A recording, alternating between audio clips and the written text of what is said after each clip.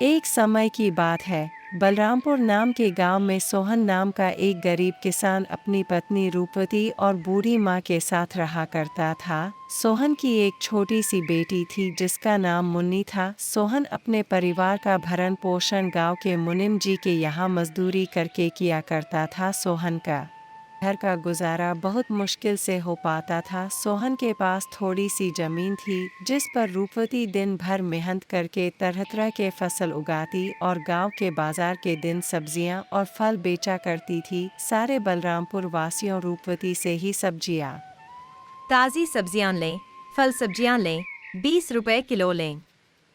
ताज़ी सब्जियां लें, फल सब्जियां लें, 20 रुपए किलो लें। अरे रूपवती कैसी हो, घर में सब ठीक तो है ना? और मुन्नी कैसी है?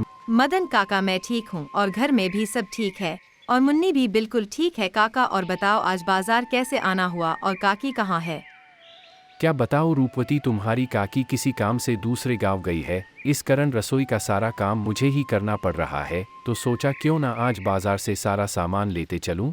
अच्छा तो यह बात है मदन काका। अच्छा यह बताओ टमाटर कैसे किलो बेच रही हो? रोज की तरह 20 रुपया किलो ही बेच रही हूँ काका। अच्छा ऐसा करो रूपवती, मुझे 1 किलो टमाटर दे दो। क्यों नहीं काका, देती हूँ देती हूँ। इतना कहकर रूपवती मदन काका को 1 किलो टमाटर दे देती और बदले में मदन काका से पैसे ले लेती है। रूपवती के खेत में एक पुराना कुआं भी था जो सालों भर सूखा ही रहता। उस कुएं में एक बूंद पानी भी नहीं था। इस कारण रूपवती दूसरे गांव वालों के कुएं का पानी अपने खेतों की सिंचाई और खेती के लिए इस्तेमाल करती थी। अपने कुएं से पानी लेते देखकर कुएं के मालिक हरी थी। एक दिन जब रूपवती अपने खेतों में मेहनत से काम कर रही थी तभी वहां कुएं का मालिक हरिदास आता है और रूपवती से कहता है, अरे रूपवती कैसी हो? खेतों का काम कैसा चल रहा है? मैं ठीक हूँ हरिदास चाचा, खेतों का काम भी ठीक ही चल रहा है। मैं ये कह रहा था रूपवती कि मैं तुम्हें बहुत सालों से अपने कुएं का पानी देता आ रहा हूँ।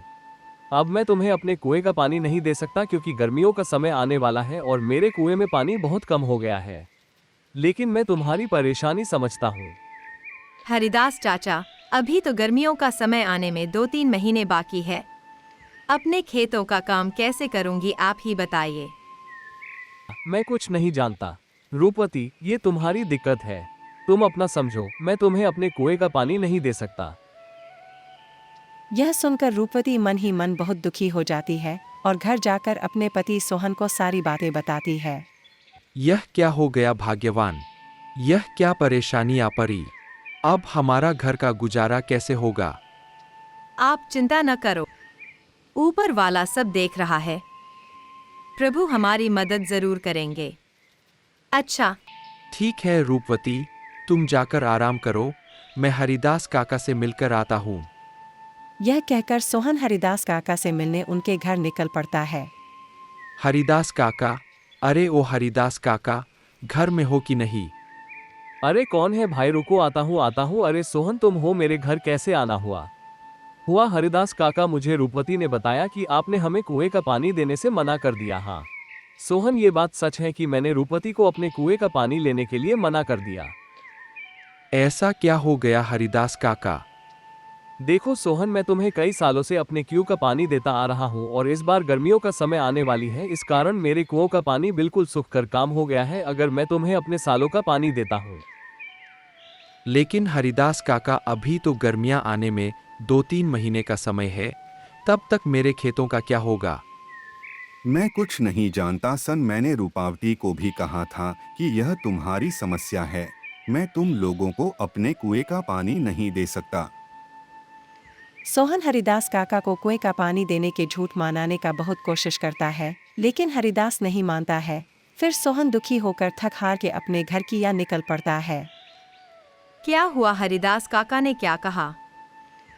न रूपपति हरिदास काका ने पानी देने से मना कर दिया, कह रहे थे अगर मैं तुम्हें पानी देता हूँ तो मुझे गर्मियों में बहुत परेशानी। पानी के बिना क्या होगा भाग्यवान, हमारे सारे खेत तो सूख जाएंगे और हमारा गुजारा कैसे होगा। वह जो हमारा पुराना कुआं है उसको खुदवाने में कितना खर्च लगेगा।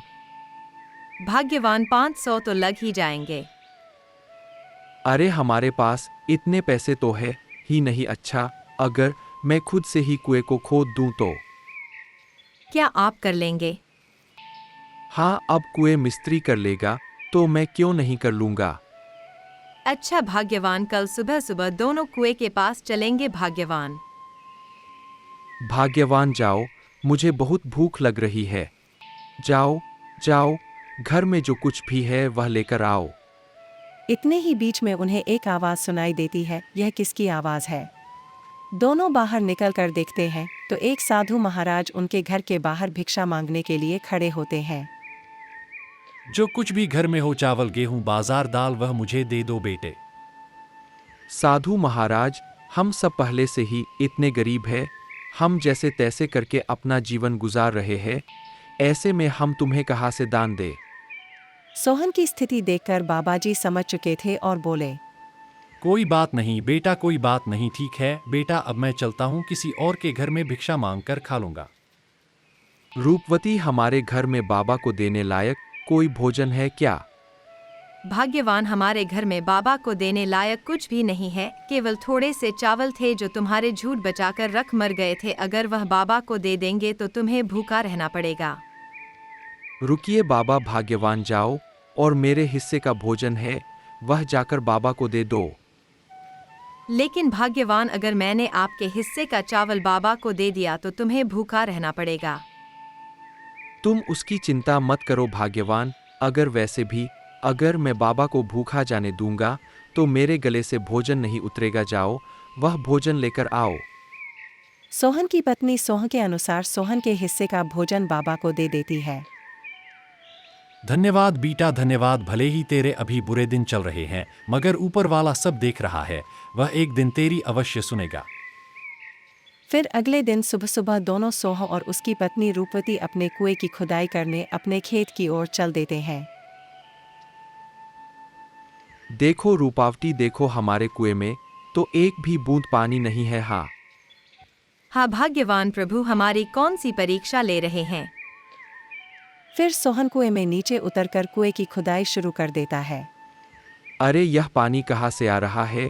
मुझे तो अपनी आंखों पर विश्वास ही नहीं होता। मुझे तो लगता है कि यह सब मेरे अच्छे कर्मों का फल है जो मुझे मिला। भाग्यवान सही कह रही थी और बाबा जी भी सही कह रहे थे कि तुम्हें अवश्य मिलेगा। ऊपर वाले ने मेरी सुन ली। अब मैं इस पानी से मैं अपने खेत की सिंचाई अच्छी तरह से कर सकूंगा।